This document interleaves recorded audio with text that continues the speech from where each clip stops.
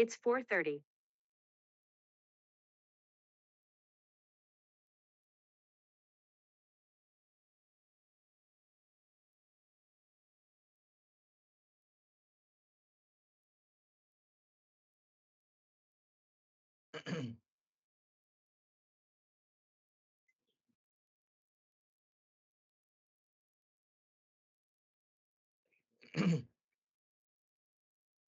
Good afternoon. Welcome to his community.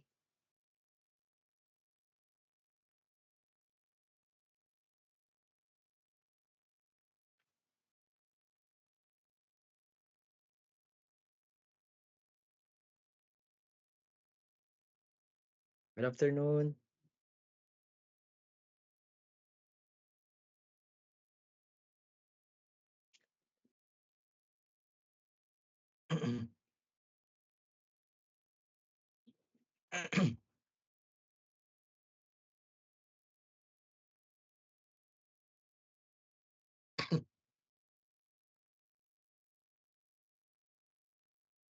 Okay, good afternoon. So sana naririnig ako no sa parehong on-site sa community natin diyan sa Kabkaben at dun sa mga makakadalo sa atin through online. So muli Happy Lord's Day po sa inyo.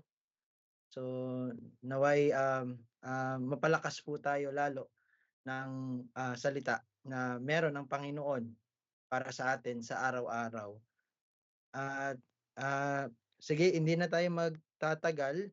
Bago po muna natin simulan, tayo po ay manalangin sa ating Panginoon. Ama namin, tunay na ikaw po ang Diyos at wala nang iba liban po sa iyo, Panginoon. Kung kaya po ang bawat araw, hindi lamang po ang araw na ito, ay para po sa inyo sapagkat lahat ay sa pamamagitan at sa pamamagitan ninyo at ng inyong natatanging anak na si Jesucristo.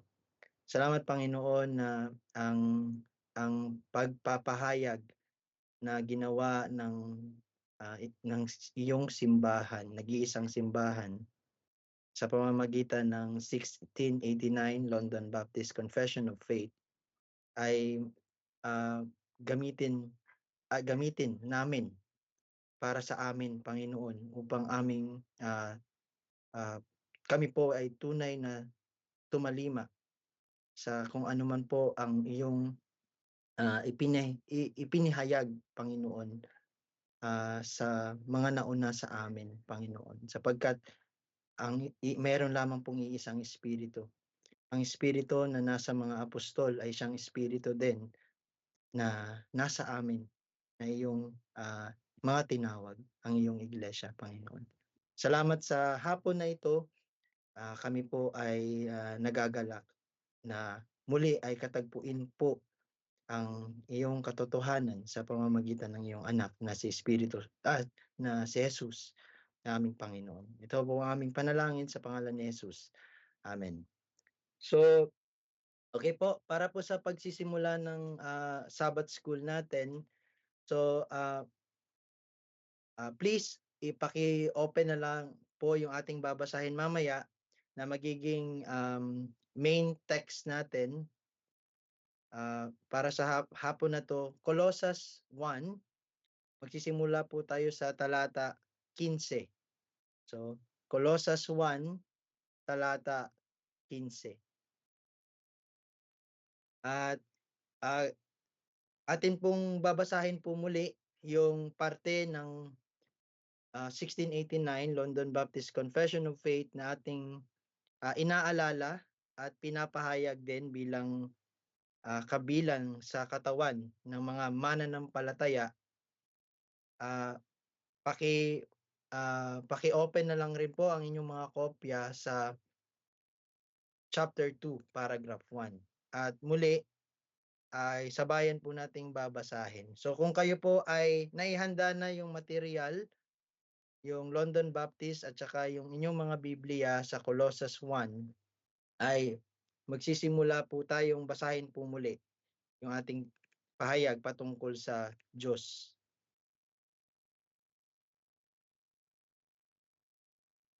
So kung mag-thumbs up lang po kayo kung handa na po tayong basahin. Okay. So okay, nakita ko na po yung cue. So London Baptist Confession of Faith, chapter 2, paragraph 1. Mayroon lamang isa at tanging isang buhay at tunay na Diyos. Siya ay nabubuhay sa kanyang sarili at walang hangganan sa kanyang pagka-Diyos at kasakdalan. Siya lamang ang dalisay na espiritu, di nakikita, walang katawan at mga sangkap na pabago-bagong damdamin ng mga tao. Siya lamang ang walang kamatayan at tumatahan sa kaliwanagan na di kayang abutin ng sinuman. Siya ay hindi nagbabago, walang hangganan, hindi malilirip, makapangyarihan sa lahat at walang hanggan. Siya ay kabanal-banalan, lubos ang kaganapan, ganap na makapangyarihan at ganap na malaya. Ginagawa niya ang lahat ayon sa kanyang di nababagong matuwid na kalooban at tungo sa kanyang sariling kaluwalhatian. Siya ay puspos ng kabutihan at katotohanan. Siya ay nagpapatawad ng kasamaan, pagsuway at kasalanan. Siya ay nagpapala sa mga humahanap sa kanya ng buong puso. Ngunit siya ay napupuot sa lahat ng kasalanan. Hindi niya maaaring palampasin ang kasalanan o ariing walang sala ang salarin at siya ay ganap na makatarungan sa paghatol. So ngayon pong hapon na to, muli po nating pinaalalahanan ang ating mga sarili sa pamamagitan nitong pahayag ng mga nauna sa atin. At ang ating tatalakayin po sa araw na to ay yung pangatlong parte po nung talata na yan, yung may bilang number 4 at number 5. At muli, babasahin ko po, siya lamang ang dalisay na espiritu, di nakikita, walang katawan at mga sangkap na pabago-bagong damdamin ng mga tao. Siya lamang ang walang kamatayan at tumatahan sa kaliwanagan na di kayang abutin ng sinuman. So, malinaw na po yung pahayag na yon at sisikapin po nating maging mas malinaw pa sa hapon na ito at naway ito po ay humikayat sa atin at maging exhortation na rin po sa bawat isa na kilalanin ng lubusan pa ang ating Ama sa Langit. Okay? So, sa English po, ang pagkakasulat po dyan sa itong paragraph 3, yung pangatlong parte po. A most pure spirit, invisible, without body parts or passions, who only had immortality, dwelling in the light which no man can approach unto. So, yun po yung pagkakasaling niyan sa English. So, kaya ko po binasa sa English. Alam ko naman po no, na alam natin yung word na dalisay ay ang pinaka-counterpart niya dito ay pure or yung purity po. So, alam ko po na may kilala kayong mga spiritista at sila po ay nagdi-dwell po sila or nagdi-deal po sila ng mga unholy spirit. Okay po? Pero itong espiritu na ating dinadakila araw-araw, hindi sa ating sariling kakayahan o talino, kundi dahil rin sa kanyang ibinigay sa atin at siya ay nabubuhay sa atin na bilang mga binuhay niya. Yun po ang ating tinutukoy dito. A most pure spirit. Siya lamang ang dalisay na espiritu. At okay po, atin pong basahin yung naka-assign na text, yung inassign natin kanina, Colossus 1:15 hanggang 20. So kung tayo po ay nasa Colossus 1:15, tayo po ay muli magbasa ng sabayan. So paki-thumbs up na lang po kung kayo po ay handa na. Okay. So tayo po ay magbabasa sa talata 15. Siya ang larawan ng Diyos na hindi nakikita, ang panganay sa lahat ng mga nilalang, sapagkat sa pamamagitan niya nilalang ang lahat ng mga bagay sa langit at sa lupa, ang mga bagay na nakikita at ang mga bagay na hindi nakikita, maging mga trono o mga pagkapanginoon, maging mga pinuno o mga may kapangyarihan, lahat ng mga bagay ay nilalang sa pamamagitan niya at para sa kanya. Siya mismo ay una sa lahat ng mga bagay, at ang lahat ng mga bagay ay nahahawakang sama-sama sa kanya. Siya ang ulo ng katawan, ang iglesia. Siya ang pasimula, ang panganay mula sa mga patay, upang siya ay maging pangunahin sa lahat ng mga bagay. Sapagkat minagaling na ang buong kapuspusan ay manirahan sa kanya, at sa pamamagitan niya ay pagkasunduin ng Diyos sa kanyang sarili ang lahat ng mga bagay, sa lupa man o sa langit, na ginagawa ang kapayapaan sa pamamagitan ng dugo ng kanyang krus. So malinaw po naman no, ang pinatutukuyan ng mga talatang ito, no, na sinulat sa atin ni Pablo sa yun nga po sa iglesia sa Colosas. At wala pong iba kundi ang Panginoong Jesus. Okay? So napakaganda pong text niya, no?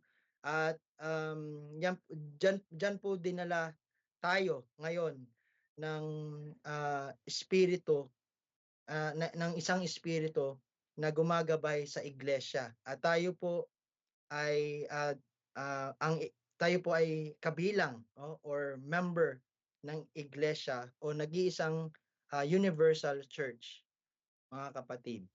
So meron lang tayong meron lang tayong pag-uusapan na 7 parts lang. So sana magkasya siya sa oras natin. Una sa lahat ay yung talakayin natin ang iglesia ng Diyos. Ano ba ang bumubuo sa iglesia na nag-iisang Diyos?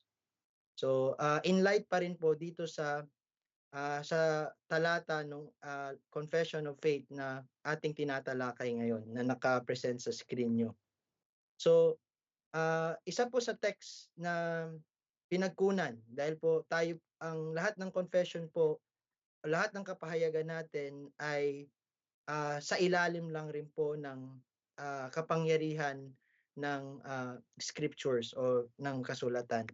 So isa po sa pinagkunan nitong ating pinag-aaralan ay yung John 4. Ito po ang sabi sa John 4, talata 23.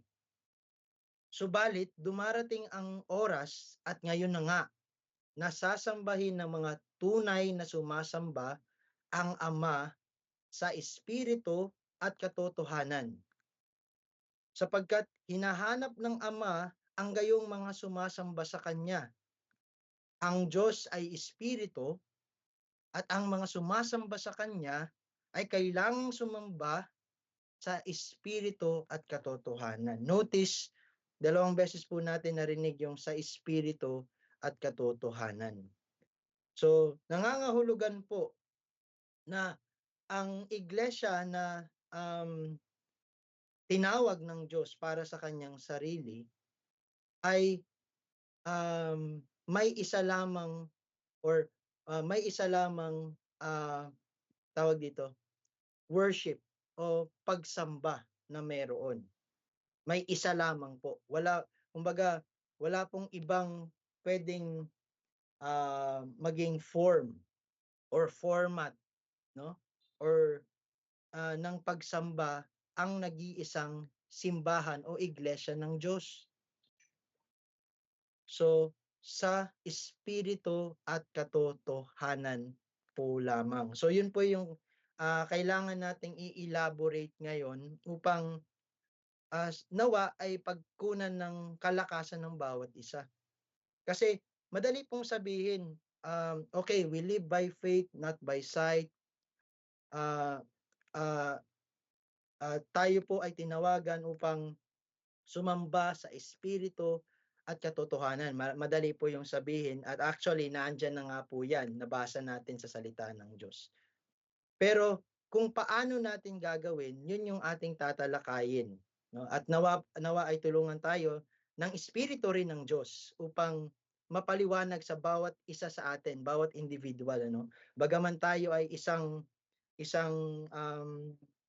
kalupunan ng mga mananampalataya, hindi po natin mai-discount na tayo po ay tinubos individually ng Panginoon. Okay po? So, such a mighty, kumbaga almighty act, at wala pong ibang makakagawa niyan, hindi ang ating sariling laman o tayo man, kundi ang nag-iisang Diyos na ating nasa atin ay pinakilala niya ang kanyang sarili. Okay, sa kanyang biyaya. So yun po yung nabasa natin. So sana po yung binasa natin bilang isang community o isang kalupunan diyan sa Kabkaben at siyempre sa atin na rin na nasa online ay sana po ay tumimo sa atin yung paglalarawan o yun nga paghahayag ni Pablo sa salita ng Diyos na si Kristo ay kumbaga, siya ang una sa lahat. Okay? Pag sinabing lahat, damay na po yung mga nakikita natin at yung mga hindi natin nakikita. Okay po? So, meron nga po diyang talata dun sa nabasa natin. Sa kanya ay itinalaga ang kapuspusan, no? Kumbaga yung fullness po. Okay? So, muli, meron pong talata na kilala po na kilala ng bawat isa sa atin sapagkat ito po ay tinatawag na yung Great Commission. So sa Matthew 28:18 through 20, ang sabi ng Panginoong Hesus sa kanila, ang lahat ng otoridad sa langit at sa ibabaw ng lupa ay ibinigay na sa akin. Kaya't sa paghayo nyo, gawin nyong alagad ang lahat ng mga bansa. Yun po ang itinilaga sa mga apostol, sa mga disipulo ng Panginoon. Ipangaral at gawing alagad ang lahat ng mga bansa. At tayo po ay kumbaga tayo po ay kumbaga sa atin ay dumating yung magandang balita dahil na rin po sa pagsunod. At hindi lamang sa pagsunod, kundi sa paggawa mismo ng Espiritu sa pamamagitan ng mga apostol at yung mga nauna sa atin. Bautismuhan nyo sila sa pangalan ng Ama at ng Anak at ng Espiritu Santo. At turuan silang sundin ang lahat ng mga bagay na iniutos ko sa inyo, at narito ako'y kasama niyong palagi. Okay po, yung kanta pong palagi no. So well, ito po yung tunay na tugtugin nun, no? Ang parating kasama natin sa lahat, ibig sabihin, kahit sa anumang bagay, itong mga nangyayari sa atin, mga pinapaliwanag ni pastor sa atin na kailangan nating mag-join sa isang ordained na biblical church. kalaki lahat po ng mga movement natin ay kasama natin ang Espiritu doon hanggang sa katapusan ng panahon. So yung promise po na iyon na siya ay parate at palagi nating kasama ay promise po yun sa kanyang nag-iisang iglesia. At ang nag-iisang iglesia ay pinangunguluhan lamang ng Panginoong Hesukristo. So, marami na pong nagki-claim ngayon, mga simbahan, na natutuon, okay, oo nga, totoo po na ang Diyos ay Espiritu, hindi siya nakikita. Pero nagko-contradict sa practice na meron yung maraming simbahan na patuloy na inaalam yung Espiritu sa pamamagitan ng mga paggawa ng mga kababalaghan na doon makikita natin na dahil sa paggawa nila noon, makikita natin na sila ay natutuon sa kanilang output, no? Sa output at humihiwalay sila doon sa katotohanan na ang lahat ng ito ay bigay lamang sa atin sa pamamagitan ng nag-iisang daan, the way, the truth, the life, only Jesus Christ alone. So, kapag ka po ang isang simbahan ay nagtuturo at hindi po nakasentro sa pagka-Panginoon o pagiging ulo ni Kristo ng simbahan, sa simbahan at iglesia, ay iwasan or layuan na po natin yung mga ganong iglesia. Mamaya, meron pong mga paalala ang apostol sa salita ng Diyos ukol dito. So, ano lang po tayo. Tapos ang pangatlo, ang Espiritu ng Diyos at ang Iglesia. Yun pong ating makikita rin dito sa pahayag na to. Ang Espiritu ng Diyos at ang Iglesia. Na kung saan, ang Espiritu lamang ang gumagawa ng lahat. Kaya po kung mapapansin natin, lalo ngayon, na sa ating Lord's Day ay ang itinuturo sa atin ay yung tungkol sa iglesia, tungkol sa gawa ng Espiritu sa iglesia ng Diyos. Sa Acts, yun po ang tinuturo. At yun nga po, parati nating alalahanin na oo, tayo ay inatasan upang maging intentional sa ating pag-i-evangelize. Ngunit, wag po natin kakaligtaan na ang lahat ng mga bagay na gagawin natin, kung hindi ang Espiritu Santo ang gagawa nito, ay wala rin talagang mangyayari, no? Kaya nga po ang madiin na sabi ng sumulat ng Acts, si Lucas, sabi niya, ngunit tatanggap kayo ng kapangyarihan pagbaba sa inyo ng Espiritu Santo at kayo'y magiging mga saksi ko. This is the Lord Jesus Christ pala na nagsasabi. Sa Jerusalem, sa buong Judea at Samaria, at hanggang sa kaduluduluhang bahagi ng lupa. So, ang isa po talaga sa magiging, kumbaga, magde-define sa Iglesia ng Diyos, na nabasa naman na natin dun sa John 4:24, ay ito ay yung isang pagkakasabi doon, tatanggap tayo ng kapangyarihan kapag ka bumaba ang Espiritu Santo sa atin. Okay? At paano natin malalaman na patuloy na sa iglesia ay ang Espiritu ang gumagawa para dito, ay yung lagi na nating nababasa at minimemorize pa nga natin na 2 Timothy chapter 3. Sabi doon, subalit manatili ka sa mga bagay na iyong natutunan at matatag na pinaniniwalaan, yamang nalalaman mo kung kanino ka natuto at kung paanong mula sa pagkabata ay iyong nalaman ang mga banal na kasulatan na makakapagturo sa iyo tungo sa kaligtasan sa pamamagitan ng pananampalataya kay Kristo. Yun po, no? Ang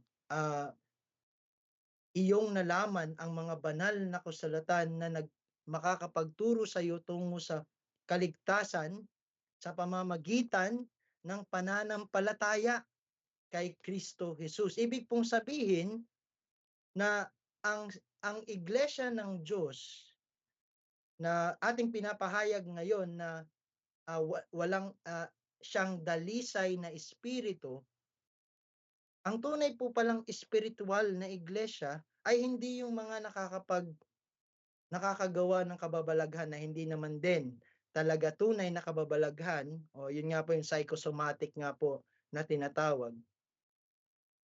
Ang isa po talagang mark pala na ang iglesia nga ay tunay na tawag dito, ang nag-govern or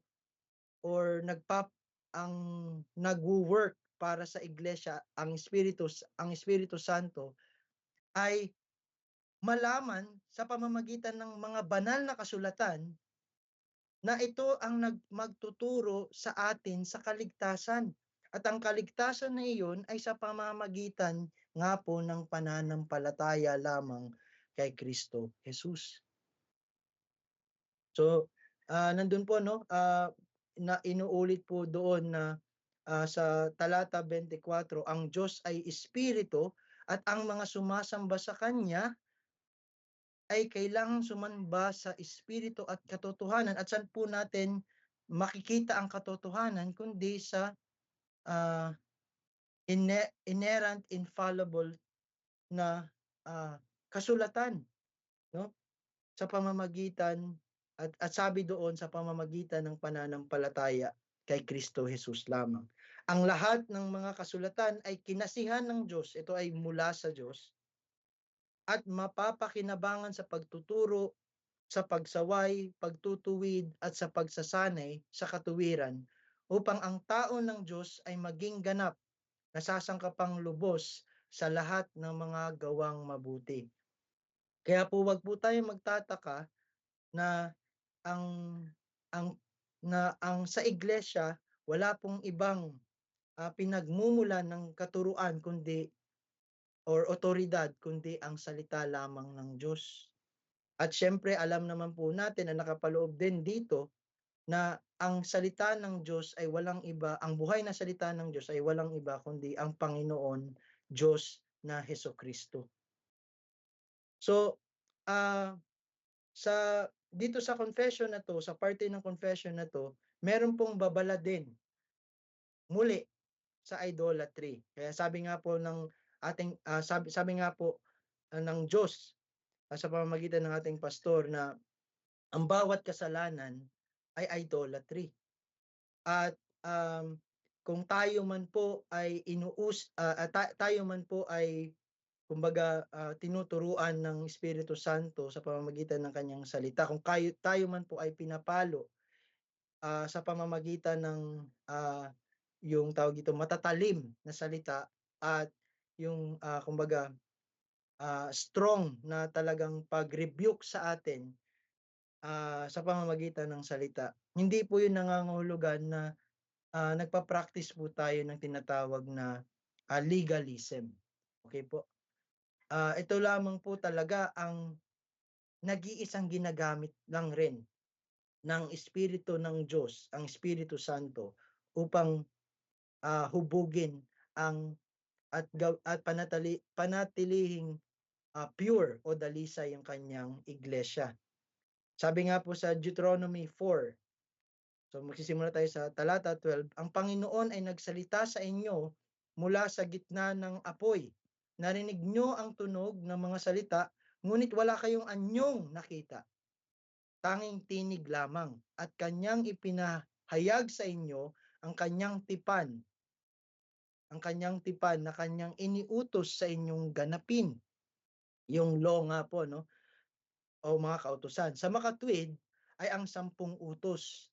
At kanyang isinulat ang mga ito sa 2 tapyas na bato, yun nga po, yung 10 Commandments, iniutos sa akin ng Panginoon ng panahong iyon na turuan ko kayo ng mga tuntunin at mga batas upang inyong gawin sa lupaing inyong paroroonan upang angkinin. Kaya't ingatan niyong mabuti ang inyong sarili. Yan po yung warning, no? Ingatan niyong mabuti ang inyong sarili. So, alam ko po na sa gabay at biyaya ng Diyos, yung usapin po about legalismo ay sa awa ng Diyos, no, ay wala na sa atin. Kumbaga na-erase na 'yon, no? Ah, para sa akin parang hindi ko lang namalayan. Wala na, dati 'yun yung number one issue sa akin, pero ngayon talagang wala. Napaka-faithful talaga ng Panginoon, no? Wala na po iyon sa atin. At sa tuwing maririnig ko na yung mga pagsuway, no? At upang tayo ay sanayin sa katuwiran, ay ito na yung mababasa natin. Pag-iingat yon sa atin. Kaya't ingatan yung mabuti ang inyong sarili. Yamang wala kayong nakitang anumang anyo ng araw na magsalita ang Panginoon sa inyo sa Horeb mula sa gitna ng apoy. Ito po yung warning. Baka kayo'y magpakasama o maging corrupt, no? At kayo'y gumawa para sa inyong sarili ng isang larawang inanyuan na kawangis ng alinmang larawan na katulad ng lalaki o babae and so on. So, hindi any form of idolatry is a sin, and every sin is a form of idolatry. So kaya nga po, ingatan po talaga natin ang ating mga sarili. So, kumbaga sabi ko nga po sa inyo, hindi ko po masyadong magpo-put into much detail, yung malinaw naman ang sinabi diyan sa confession na yan, na siya lamang ang dalisay na espiritu. Hindi na po tayo magdudwell doon, kundi paalalahanan natin ang ating mga sarili na tunay na siya ay espiritu, at kaya siya ay nararapat lamang na sa wording po dito ay seeking or humahanap. Pero actually, pwede nating maintindihan to sa word na demand. God is demanding that His worshipper will worship Him in spirit and in truth. Yun po ang ibig sabihin niyan. Kumbaga, sapagkat ang Diyos ay espiritu, nararapat lamang na sambahin siya sa espiritu at katotohanan. At ang katotohanan ng Diyos at ang kautusan ng Diyos ay isa, no? Sapagkat yan ay nagmula sa banal na Diyos. Kaya hindi po natin pwedeng sabihin, oh, yan, nagiging legalistic ka na naman sa amin. No. Alam po natin na kung ang gagamitin natin yung paggamit nito, hindi ko na po i-censor sa inyo, kundi yung mga maling nagtuturo, Roman Catholic, ginagamit ang salita ng Diyos, yung kautusan, upang yun din ang bumulag, upang hindi na nila kilalanin ang tunay na patutuo ng Diyos tungkol sa kanyang anak, na sapat at garantisado na sa kamatayan ng Diyos sa krus, yun ang ginamit ng Diyos upang ipagkasundo ang kanyang iglesia. So yun po yung legalismo. Pero kung ikaw sa nasa isang iglesia at sa tunay na iglesia ng Diyos, kabilang ka, iingatan ka ng Espiritu sa pamamagitan ng kanyang kautusan. So, wala pong legalismo doon. Kung sasabihin ng Diyos, lumayo ka sa mga bagay, idolatry, sin, lumayo ka dyan. Kasi iniingatan ka ng Diyos. Yun lamang po iyan. Kumbaga, though pwede nating isa human term para siyang byproduct, pero actually, kumbaga, kasi sa Diyos po kasi lahat ng bagay, hindi po talaga natin yan mako-compartmentalize. Wala pong parte-parte yan eh. Holistic po kasi yan eh. No? Kaya pag niligtas ka ng Diyos, niligtas ka sa lahat. Niligtas ka sa pagiging masama mo. Bagaman hindi natin tinuturo na magiging perpekto ka dito sa mundong ito. Pero paniwalaan mo, kaya nga po bawal talaga tayong mag-judge eh. 'Di ba? Sabi ng Panginoon sa Matthew 7, do not judge. Kasi hindi mo nakikita. Kumbaga ang espiritu, kagaya ng espiritu, hindi mo nakikita, inner po kasi 'yan eh. So hindi po natin pwedeng i-judge ang mga bagay ayon lang po sa panglabas na anyo o sa mga ginagawa. So, okay po. Meron pa po tayong 10 minutes, I believe. So, ito na lang po yung mga last part. Apostolic Church. Okay? Ibig po sabihin, wala po talagang simbahan o wala po tayong kikilalaning simbahan at kaya po hindi po natin kinikilala bilang simbahan ang Roma Katolika kasi hindi po sila apostolic. Bakit po? Kasi kung tutunay po na sila ay Pauline, okay? Or Pauline, ibig sabihin, sila po talaga ay naniniwala sa Diyos at naniniwala na si Pablo ang itinilaga ng Diyos para sa atin, mga hintil, ay maniniwala sila sa ebanghelyo ng Diyos. Maniniwala at ituturo nila sa kanilang mga miyembro na ang kaligtasan ay kay Kristo lamang, hindi sa mga sakramento, hindi sa mga gawa. Pero alam po natin na hindi po iyon. Kaya po, masakit man no, na sabihin, hindi po talaga sila iglesia ng Diyos. Hindi po sila matatawag or yun nga, matatawag na Church of Christ, yung Roman Catholic. Dahil po hindi po nila ino-honor yung apostolic teaching. Hindi po nila ino-honor yung Espiritu Santo o yung patotoo ng Diyos tungkol sa kanyang anak. Okay? At syempre, sa pagtatapos po, magbabasa po ako ng mga verses na patungkol po sa pananampalataya at magtatapos po tayo sa warning para sa atin at mga dapat nating iwasan.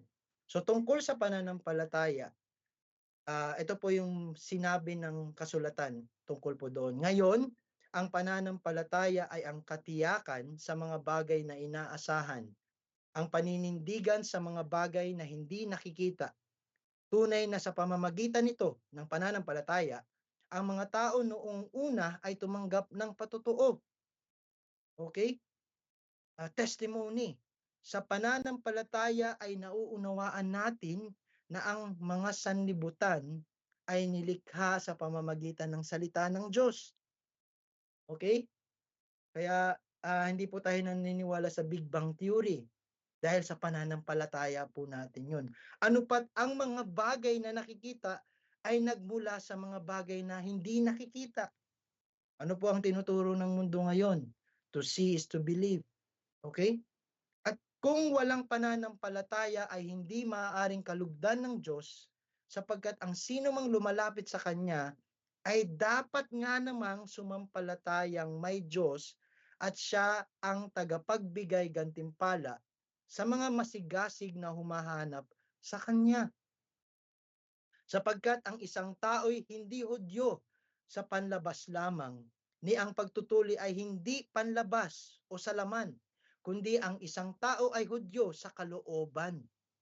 at ang pagtutuli yaong sa puso, sa espiritu at hindi sa letra o titik.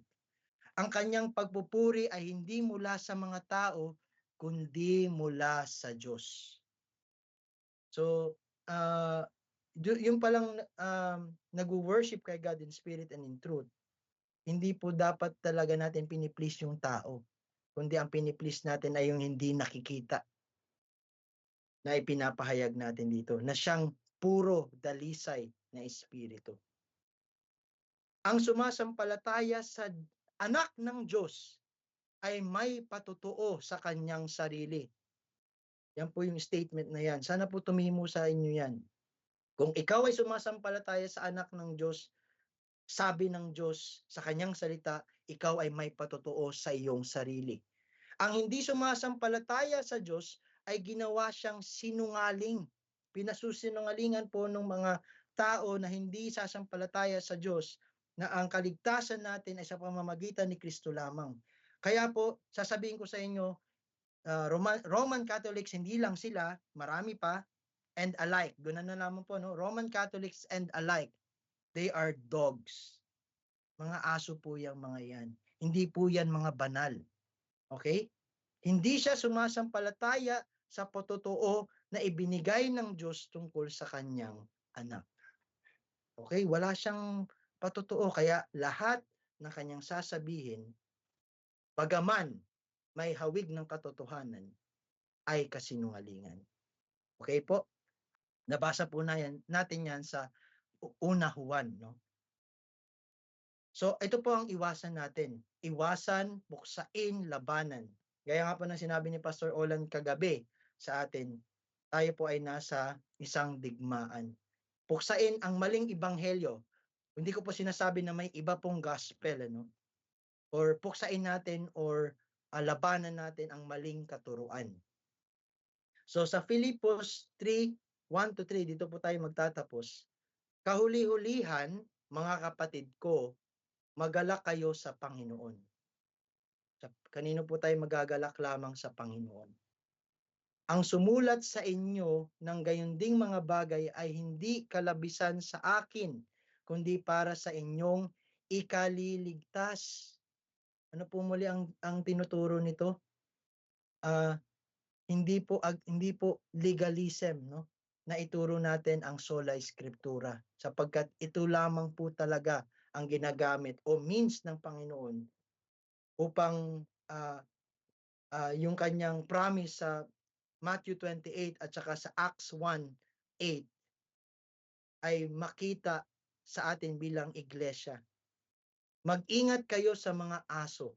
Mag-ingat kayo sa masasamang manggagawa. Mag-ingat kayo sa mga hindi totoong pagtutuli. Yung mga pagbibinyag ng Katoliko. Sapagkat tayo ay ang pagtutuli. Ito po ano po nito, kumbaga ang apostol po nagsabi nito, sapagkat tayo ang pagtutuli. Okay? Ito po yung ano niya, kumbaga naging exclusive na kanyang witness, ano? Sapagkat tayo ang pagtutuli na sumasamba sa Diyos sa Espiritu at magmamapuri kay Kristo Jesus. We will boast in Jesus Christ at walang anumang pagtitiwala sa laman. So kung sino man po yung nagki-claim na they have the Holy Spirit and sila ay napupuno ng Espiritu Santo, pero hindi nila tinuturo ang Panginoong Jesucristo, huwag po nating paniniwalaan ang mga taong iyan.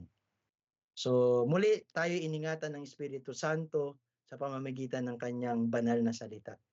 And God bless you po.